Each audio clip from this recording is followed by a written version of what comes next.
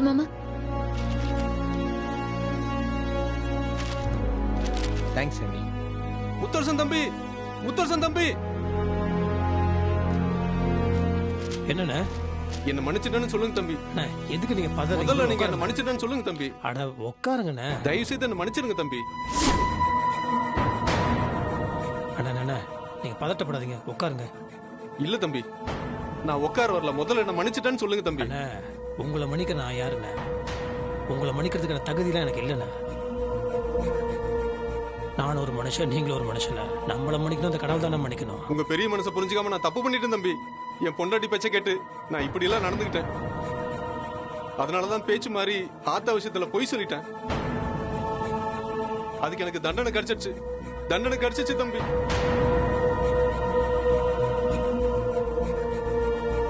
நேத்து ராத்திரி திடீர்னு என் பொண்டாட்டிக்கு வலிப்பு வந்துருச்சு. அப்ப பொழைச்சதே பெரிய விஷயம்னு டாக்டர் எல்லாம் சொல்றாங்க. அவ பண்ண தப்பு உணர்ந்து ஆத்தா கிட்ட மன்னிப்பு கேட்டா. அதான் உடனே போய் அந்த பவரை திரும்ப வாங்கி கோயிலுக்கே எழுதி கொடுத்துருங்கன்னு அவ சொல்லிட்டாப்பா.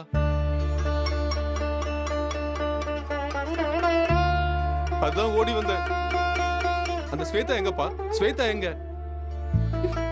ஸ்வேதா, ஸ்வேதா எங்கம்மா இருக்க?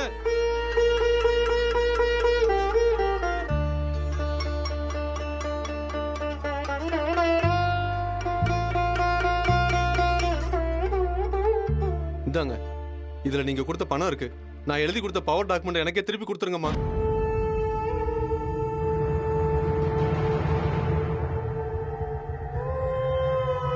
இல்ல, தர முடியாது. நான் தான் அந்த இடம் எனக்கு வேணும்னு சொல்லிட்டேன்ல. சரிம்மா, நீயே வச்சுக்க.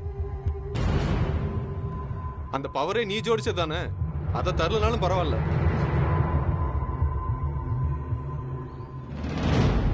அதை வச்சு உன்னால ஒன்னும் பண்ண முடியாது. இந்த பணத்தை நான் இங்க வச்சிடுறேன்.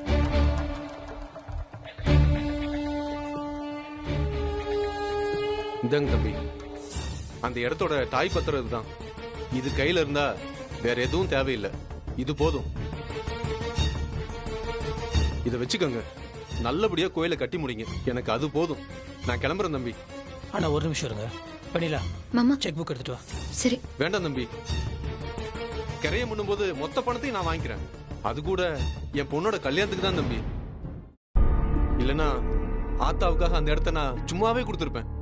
என்ன மன்னிச்சிருங்க தம்பி, என்ன மன்னிச்சிருங்க. எல்லாரும் என்ன மன்னிச்சிருங்க. ஆனா ஒரு நிமிஷம் இருங்க. நீங்க ஃபீல் பண்ணாதீங்க.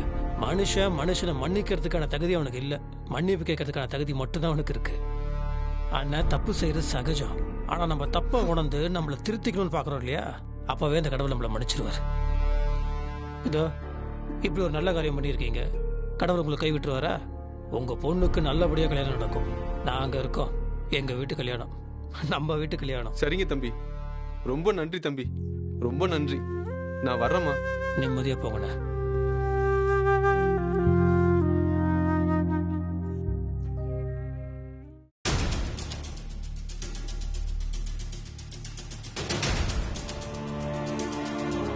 திமிரு, பணத்திமிரு. அது எப்படி? சாமிக்கு கோவில் கட்ட வேண்டிய இடத்த நீ பவர் கொடுத்து வாங்கலையா?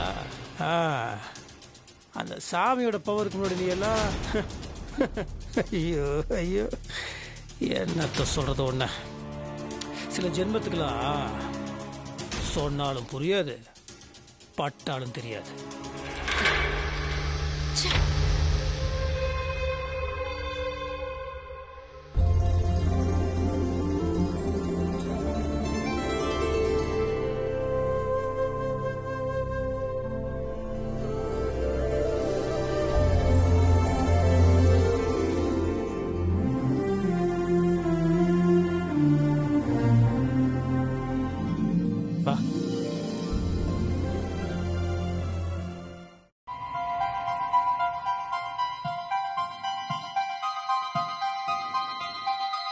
ஐயோ, ஏன் ஸ்வேதா இப்படி இருக்கானே தெரியலையே.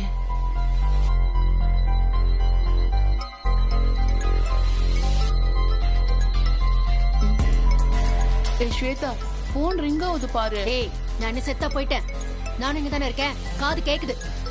இருக்கிற கடுப்புல இந்த போன் வேற.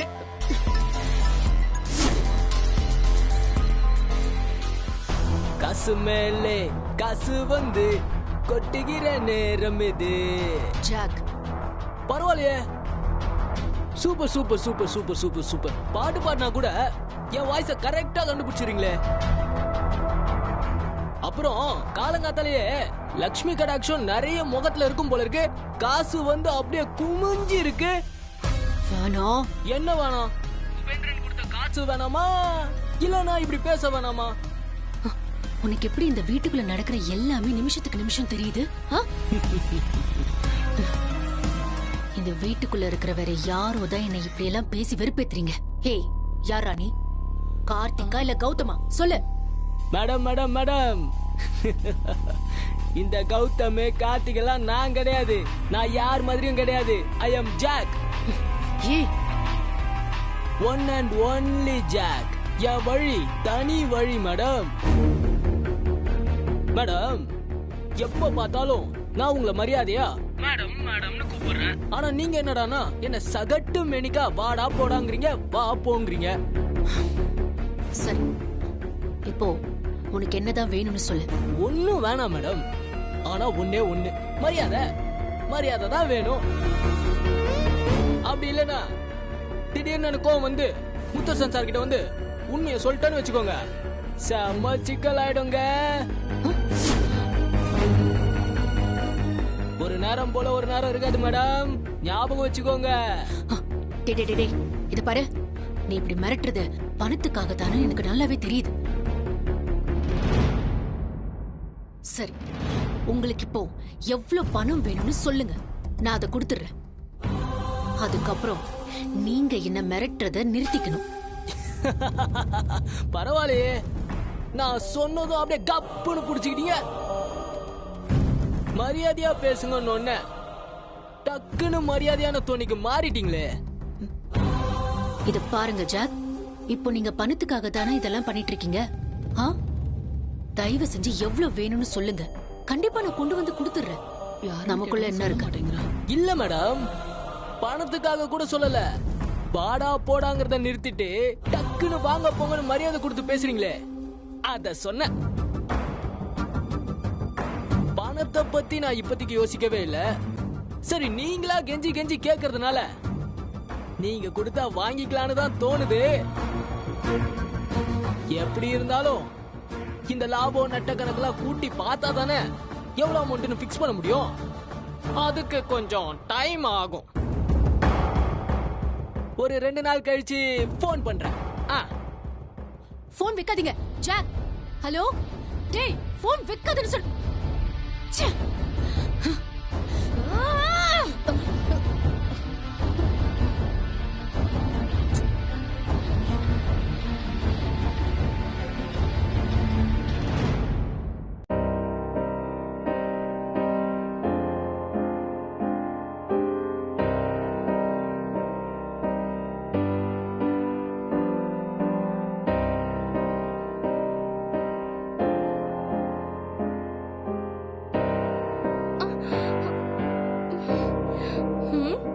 யார் உள்ள இருக்கிறது? பையனா பொண்ணா? அதுக்குள்ள என்ன அவசரம்? அப்பா வெளியில போயிருக்காரு. அதுக்கப்புறமா இப்படி கிக் பண்ணா என்ன அர்த்தம்? அம்மா சொன்ன கேட்க மாட்டீங்களா? அப்புறம் அப்பா வந்தா கம்ப்ளைண்ட் பண்ணிடுவேன். இங்க பாரு, வெளியில வந்ததுக்கு அப்புறம் இப்படி எல்லாம் குறும்பு பண்ண கூடாது. அம்மா பாவம்ல. அப்புறம் எப்படி உங்களை பாத்துக்கிறது? அமைதியா கொடுக்கறத சாப்பிட்டுட்டு விளையாடிட்டு இருக்கணும், சரியா?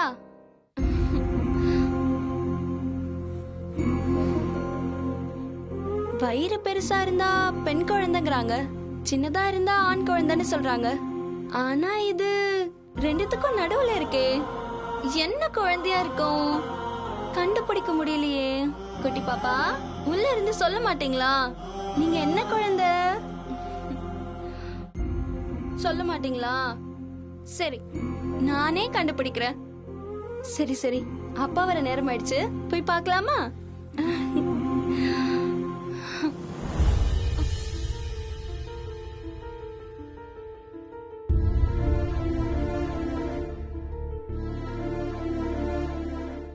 என்ன சிம்ரன் இது?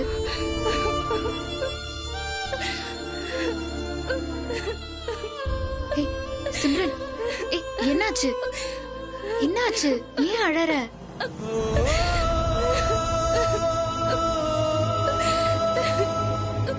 சரி சரி அழாத. எதுக்கு அழற சிம்ரன்? சரி சரி பாத்துக்கலாம். அழாத அழாத. என்ன ஆச்சுன்னு சொல்லு.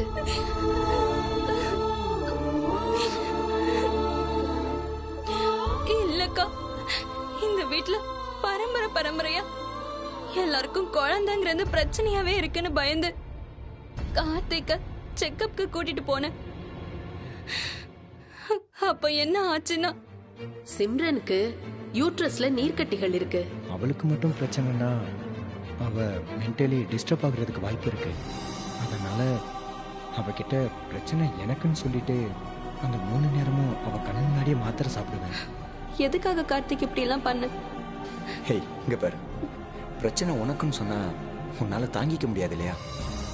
அதனாலதான். என்ன சிம்ரன், இவ்ளோ நடந்திருக்கு, நீ எதுவுமே எங்க கிட்ட சொல்லல? இல்லக்கா, இப்ப மாத்திரை எல்லாம் தொடர்ந்து எடுத்துக்கிட்டா வயித்துல இருக்க நீர் கட்டி சரியாகி குழந்தை உண்டாகும்னு டாக்டர் சொல்றாங்க. இருந்தாலும் மனசுக்குள்ள ஒரு பயம் இருந்துட்டே இருக்குக்கா. அந்த பயத்தினாலதான் இப்படி பைத்தியக்காரத்தனம் எல்லாம் பண்ற. பைத்தியக்காரத்தனம் நீ ஏன் சொல்ற? நம்ம ஆசைப்படுற நல்ல விஷயங்கள் எல்லாமே நடக்கும்னு பெரியவங்க சொல்லுவாங்க. நீ நல்ல விஷயத்துக்கு தானே ஆசைப்படுற, அது கண்டிப்பா நடக்கும். அந்த ஆத்தாவோட கருணை உனக்கு பரிபூர்ணமா கிடைக்கும். இங்க பாரு, இதோட நிறுத்திக்க கூடாது, நாமளும் முயற்சி எடுக்கணும். நான் உடனே வைத்தியர்கிட்ட கேட்டு நாட்டு மருந்து என்னென்ன இருக்குன்னு சொல்லி அது எல்லாமே வாங்கி தரேன். அந்த லேகியத்தை எல்லாம் நீயும் கார்த்தியும் சாப்பிடுங்க. கூடிய சீக்கிரம் நல்ல பலன் கிடைக்கும். சரியா? சரிக்கா. அக்கா, நான் சொல்றேன்னு தப்பா நினைச்சுக்க வேணாம். இந்த விஷயம் எல்லாருக்கும் தெரியும்னு கார்த்திக்கு தெரிஞ்சா அவரு ரொம்ப சங்கடப்படுவாரு. அதனால சச்ச, நான் யார்கிட்ட போய் சொல்ல போறேன்? இன்னும் ஒண்ணு, முத்து மாமா கிட்ட இருந்து என்னால இதை மறைக்க முடியாது. சொன்னா அவர்கிட்ட மட்டும்தான் சொல்லுவேன்.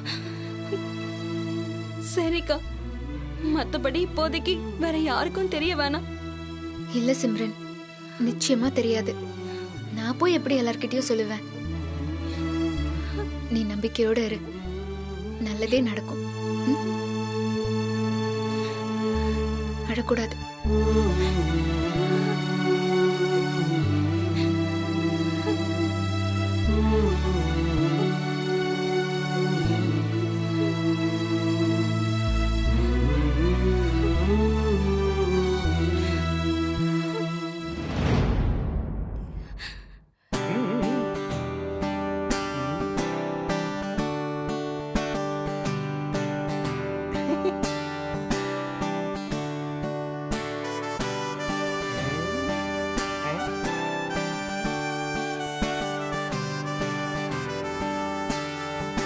அண்ணா, நல்லா கலர்ஃபுல்லா இருக்குண்ணா. கார்த்தி, சூப்பரா இருக்குல்ல?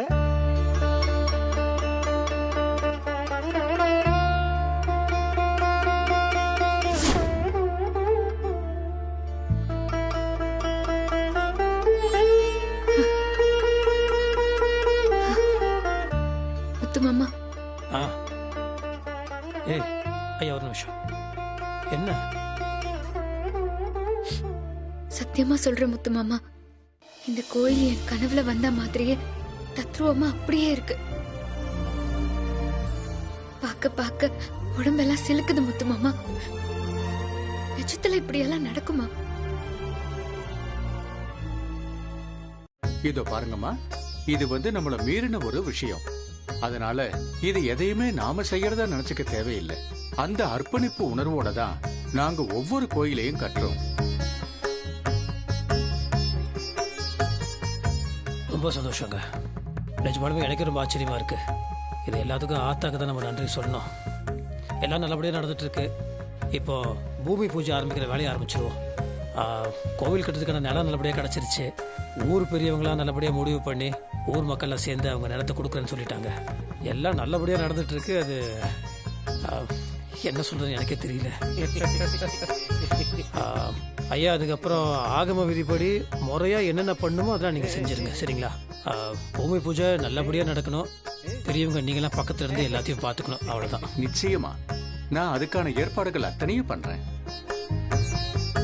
இதை எப்ப ஆரம்பிக்கணுங்கிற நல்ல நாளையும் பார்த்து குறிச்சிட்டு உங்களுக்கு தகவல் சொல்றேன். அதன்படி அடுத்த வேலையை பார்க்கலாம், சரிங்களா? சரிங்க, வரேங்க. நாங்க வாங்க. வரேன்.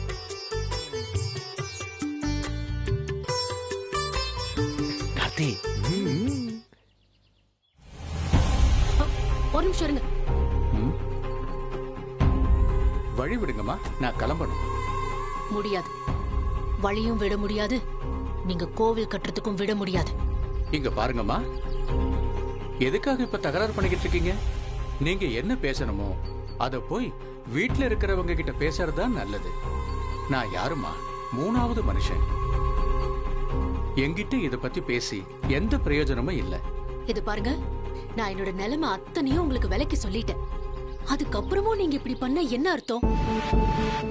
நான் அன்னைக்கு சொன்னதை ஒரு பொருட்டாவே மதிக்காம கோவில் மாடல டிராயிங் பண்ணி கொண்டு வந்திருக்கீங்க. பூமி பூஜை பண்ணலான்னு முடிவெடுத்திருக்கீங்கல்ல, அதுக்கு நான் விடவே மாட்டேன், தடுத்தே தீருவேன். முன்னாடி சொன்னதான் நான் இப்பவும் சொல்றேன். நானும் முன்னாடி சொன்னதாம சொல்றேன். நீங்க என்ன நினைச்சாலும் அம்மனோட தெய்வீக சக்திக்கு முன்னால உங்களால எதுவுமே பண்ண முடியாது. என்னைக்குமே சுயநலத்தோட இப்படி பொதுநலமா நடக்கிற விஷயங்களை தடுக்க கூடாதுமா. நீங்க சொல்ற மாதிரி தவறா எதுவும் நடக்காம எல்லாமே நல்ல விதமா நடக்கும். நிச்சயமா எனக்கு அதுல நம்பிக்கை இருக்கு. ஆனா அதுக்கப்புறமாவது தயவு செஞ்சு நீங்க ஒரு பொண்ணா மாறுங்க. என்ன சொல்றீங்க? ஆமாமா, ஒரு பொண்ணுங்கிறவ அடக்கமும் பொறுமையும் உருவானவ. அதுக்கான எந்த இலக்கணமும் இல்லாம இப்படி ஒவ்வொரு நல்ல விஷயத்தையும் எதிர்த்து எதிர்த்து ஏதாவது பேசிக்கிட்டே இருக்கீங்க, பண்ணிக்கிட்டே இருக்கீங்க. இது கொஞ்சம் கூட உங்களுக்கும் நல்லதில்ல, உங்களை சார்ந்தவங்களுக்கும் நல்லதில்ல. இப்படி நீங்க நடந்துக்கும் போது உங்களுக்கு நடக்க வேண்டிய நல்லது நடக்காம தடப்பட்டு போயிடும். இத உங்களுக்காக தான் சொல்றேன். தயவு செஞ்சு இதுல இருந்து விலகி நில்லுங்க. அதான் உங்க எதிர்கால வாழ்க்கைக்கு நல்லது.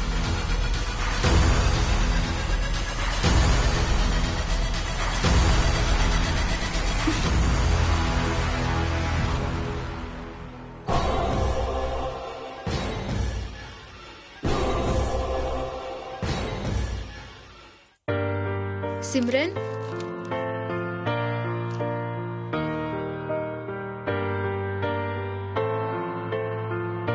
இந்தா நான் சொன்னேன்ல மருந்து பால்.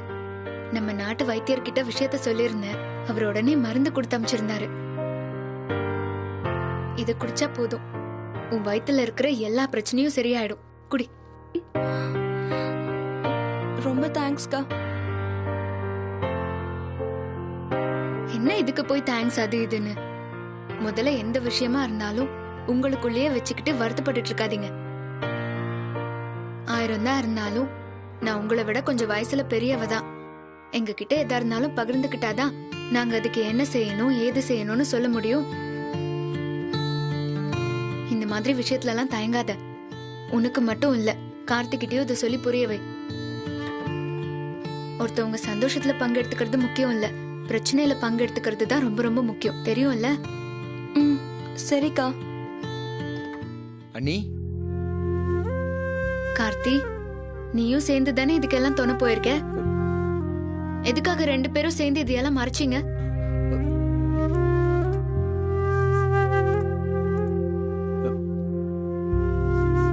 என்ன கார்த்தி, எப்போல இருந்து நான் உன்னை பாத்துட்டு இருக்கேன். நான் இந்த வீட்டுக்குள்ள வந்த நாள்ல இருந்து உன்னை தெரியும்.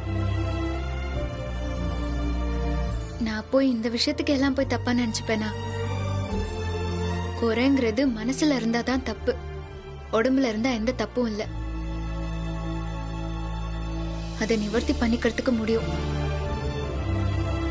இங்க பாரு, இன்னையில இருந்து நான் ஒவ்வொரு நிமிஷமும் ஆத்தா கிட்ட உங்களுக்காக வேண்டிக்கிட்டே இருக்க போறேன். கண்டிப்பா கூடிய சீக்கிரத்துல வெள்ளக்கட்டி மாதிரி ஒரு அழகான குழந்தை. ஒண்ணுதான் சொல்றேன்னு கோச்சிக்காத. 2 பிறந்தாலும் பிறக்கட்டும், சரியா?